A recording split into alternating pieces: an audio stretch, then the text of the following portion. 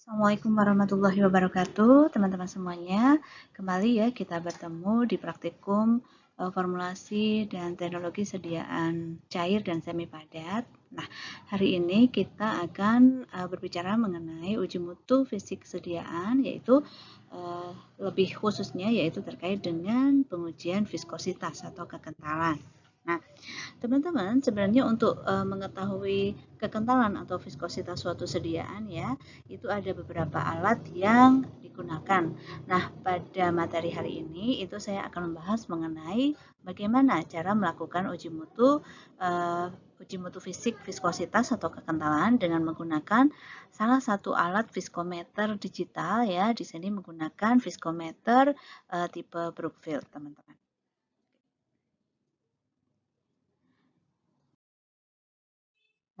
Nah, teman-teman tentunya sudah belajar juga ya di teori mengapa kekentalan itu merupakan salah satu parameter yang penting untuk diketahui, terutama untuk berbagai macam sediaan, baik itu sediaan cair maupun sediaan semi padat.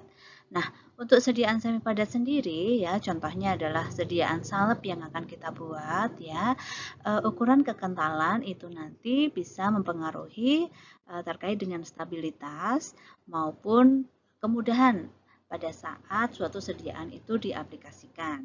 Sehingga kedua parameter ini tentunya juga akan berhubungan dengan kenyamanan atau pasien acceptability pada saat menggunakan sediaan kita. Nah, pada video kali ini, teman-teman ya, saya akan menggunakan tutorial pengujian viskositas menggunakan viskometer Brookfield, tetapi dengan menggunakan sampel cair.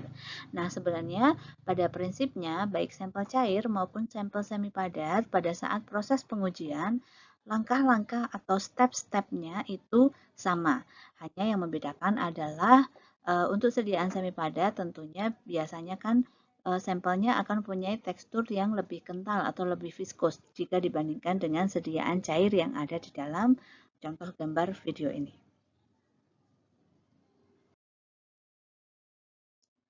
Nah, kita langsung masuk ya teman-teman pada tahapan-tahapan proses untuk kita bisa melakukan pengujian viskositas tadi. Oke, tahapan yang pertama itu adalah kita melakukan preparasi sampel. Jadi preparasi sampel yang dimaksud di sini adalah kita mempersiapkan sampel yang nantinya akan kita lakukan pengujian viskositas. Nah, teman-teman, ada beberapa hal atau trik yang perlu diperhatikan pada saat kita melakukan preparasi sampel. Jadi yang pertama adalah kita harus menyiapkan wadah ya, biasa yang paling sering digunakan adalah beker gelas ya, di mana ukurannya itu harus kita sesuaikan dengan ukuran alat atau viskometer yang kita punya.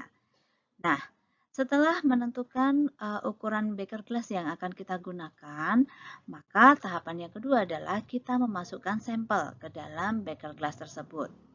Nah, ada beberapa hal juga yang harus diperhatikan pada saat kita memasukkan sampel ke dalam beker gelas. Yang pertama adalah pada waktu kita memasukkan sampel, maka diusahakan jika sampelnya masih mempunyai sifat mudah mengalir, itu dimasukkan ke dalam beker gelas dengan kemiringan tertentu, sehingga sampel kita itu nanti mengalir melewati dinding dari beker gelas itu sendiri ya. Jadi kalau ini teman-teman perhatikan ya, posisinya kurang lebih seperti ini ya teman-teman. Nah, kenapa disarankan atau dianjurkan untuk melewati dinding beker gelas ya?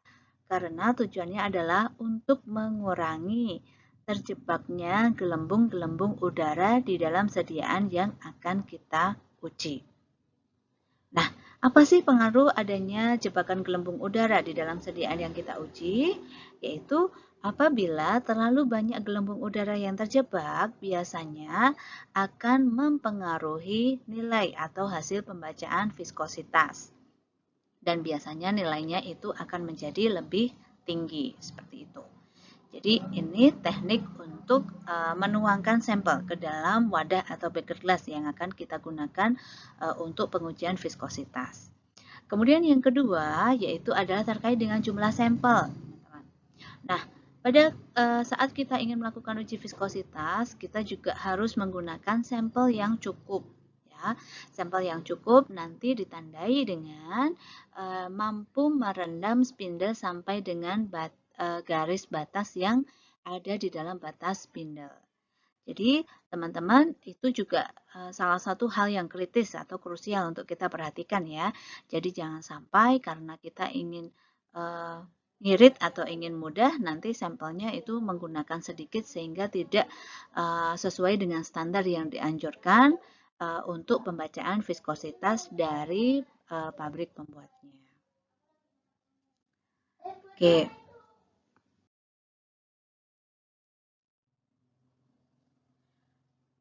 Oke, sekarang setelah kita mempersiapkan sampel yang akan kita lakukan uji viskositas, tahapan yang kedua adalah kita mempersiapkan dan memasang spindle yang akan kita gunakan untuk melakukan pengukuran. Jadi spindle ini teman-teman ya, biasanya pada setiap alat, contohnya viskometer Brookfield, itu akan disediakan beberapa tipe ukuran spindle teman-teman. Nah, bagaimana kita memilih spindle yang sesuai untuk pengujian sediaan yang akan kita buat?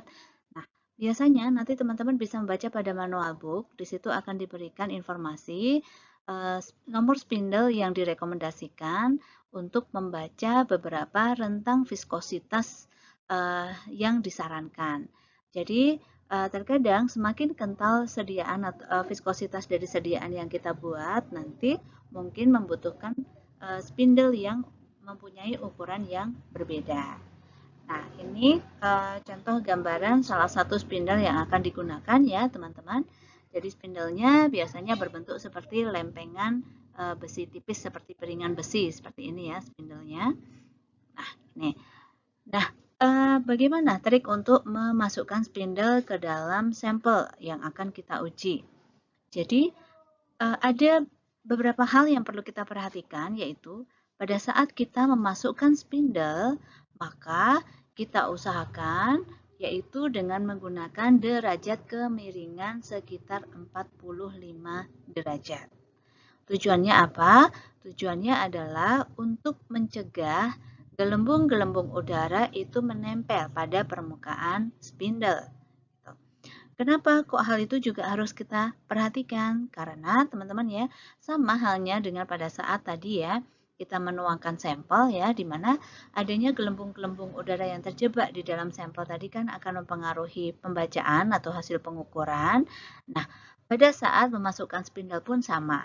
Adanya gelembung-gelembung udara yang menempel pada permukaan spindle yang terlalu banyak atau berlebihan, nanti juga bisa mempengaruhi hasil atau pembacaan dari viskositas yang akan kita lakukan. Nah, ini contoh gambaran step-stepnya ya. Jadi kita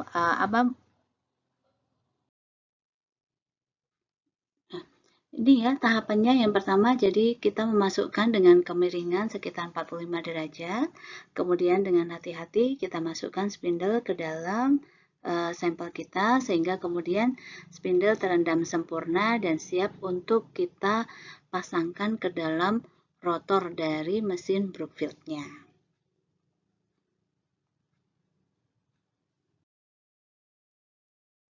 Nah, tahapan yang ketiga adalah kita memasangkan spindle ke dalam rotor mesin Brookfield.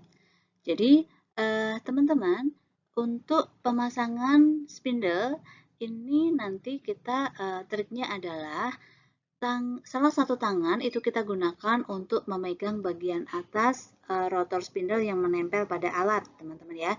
Jadi silakan diperhatikan ya. Ini salah satu tangan memegang pada bagian atas supaya nanti pegas atau bagian pengait yang menempel pada alat itu nanti dia tidak bergerak terlalu ekstrim. Kenapa seperti itu? Karena ada komponen alat di atas dari pengait rotor itu yang nantinya kalau misalnya pergerakannya itu terlalu ekstrim nanti bisa mengakibatkan mesin itu cepat mengalami kerusakan. Seperti itu. Nah, jadi salah satu tangan memegang ya bagian atas, kemudian salah satu tangan yang lain itu bekerja untuk memutar skrup supaya spindle itu bisa menempel pada rotor bagian atas. Nah, juga yang harus diperhatikan adalah pastikan pada saat kita ingin memasang spindle pada rotor mesin Brookfield, itu posisi motor mesin itu dalam keadaan off atau tidak sedang bekerja. Nah, jadi teman-teman kalau ingin melakukan pengecekan ya, itu bisa dilihat dari ini tampilan pada layar itu menuliskan di situ off RPM, artinya mesin sedang tidak dalam kondisi operasional. Itu. Kemudian selanjutnya tahapan yang keempat itu adalah setelah spindle terpasang ke dalam rotor mesin Brookfield, kita kemudian melakukan penyesuaian atau adjustment ketinggian dari spindle yang akan kita gunakan. Nah, bagaimana caranya melakukan penyesuaian atau adjusting ketinggian ini tadi, teman-teman ya? Di salah satu bagian mesin Brookfield nanti teman-teman dapat saksikan yang saya lingkari merah ya. Nah, ini ada seperti tuas pemutar untuk mengatur ketinggian tadi. Jadi kita bisa mengatur ketinggian, bisa dinaikkan, bisa juga diturunkan. Nah, sampai dengan batas apa kita menaik turunkan spindle ini, teman-teman? Nah, batas yang kita gunakan, nah ini tadi ya, kalau kita menggunakan spindle tertentu, maka akan ada batas seperti yang saya lingkari merah ini. Jadi, paling tidak sampel itu terendam sampai dengan batas spindle ini tadi. Gitu. Nah, nanti jika sudah kita adjustment ketinggiannya sehingga ukuran dari permukaan sampel yang akan kita ukur itu sudah sesuai ya. Jadi misalnya ini batasnya, kemudian ini adalah ukuran dari sampel yang akan kita lakukan pengukuran, maka nanti kita siap untuk melakukan tahap yang selanjutnya.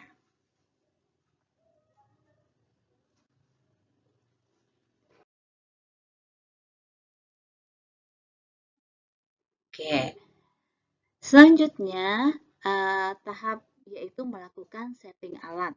Di mana untuk proses setting alat ini kita akan melakukan setting untuk dua parameter yang penting, yaitu parameter kita memberikan informasi spindle atau nomor spindle yang kita gunakan, dan yang kedua adalah kita akan melakukan pengesetan kecepatan putaran dari alat yang ingin kita gunakan. Oke. Yang pertama, yaitu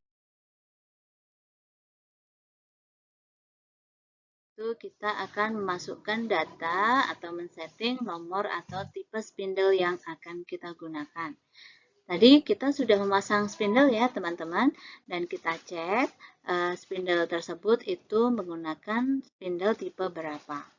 Nah, kemudian untuk memasukkan atau men-setting nomor atau tipe spindle-nya, yaitu kita memencet tombol select spindle ya, yang sudah saya berikan panah merah ini.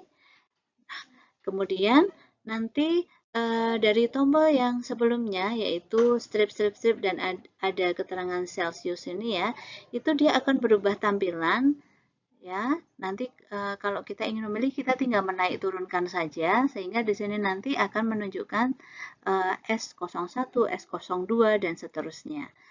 Nah, jadi kita kalau misalnya ingin ke S05 berarti kita menaikkan misalnya jadi 03, 04, 05.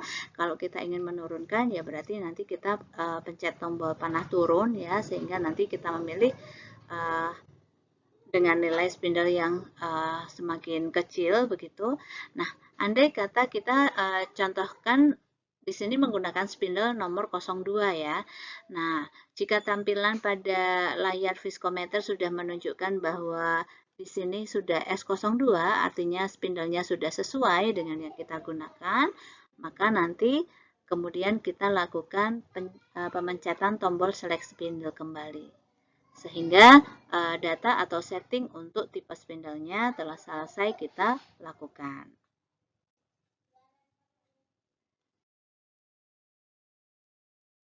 Nah, setting yang kedua adalah kita melakukan setting kecepatan putaran spindle, teman-teman.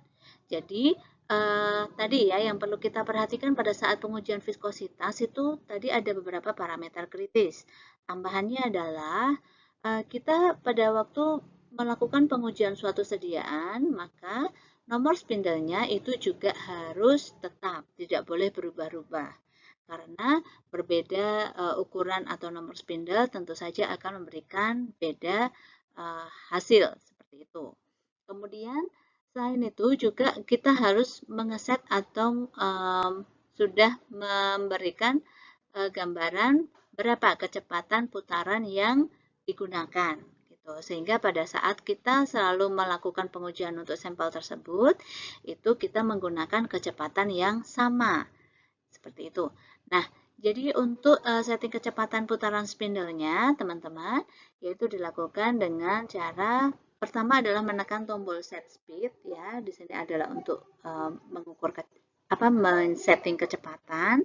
Setelah itu kita naikkan tombol atau kita tekan tombol panah ke atas atau ke bawah untuk menaikkan atau menurunkan speed yang kita inginkan. Nah, teman-teman nanti dapat saksikan jika kita sudah mengeset speed itu nilai atau kecepatan putaran yang akan kita gunakan itu akan tampak di layar. Ya, tadi di sini kan belum ada angkanya, off RPM saja ya di tampilan yang sebelah kiri, sedangkan di tampilan yang sebelah kanan sudah ada keterangan off RPM 50. Artinya di sini kita mengeset kecepatan viskometernya itu pada kecepatan 50 RPM.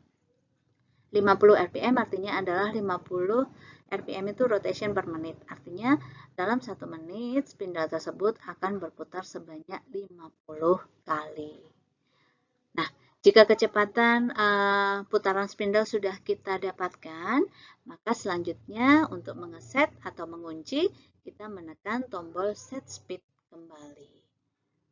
Oke, jika sudah kita tekan, maka kedua parameter tadi ya, yaitu terkait dengan ukuran spindle yang akan kita gunakan dan kecepatan putaran spindle yang akan kita gunakan sudah tersetting di dalam alat viskometer kita. Oke.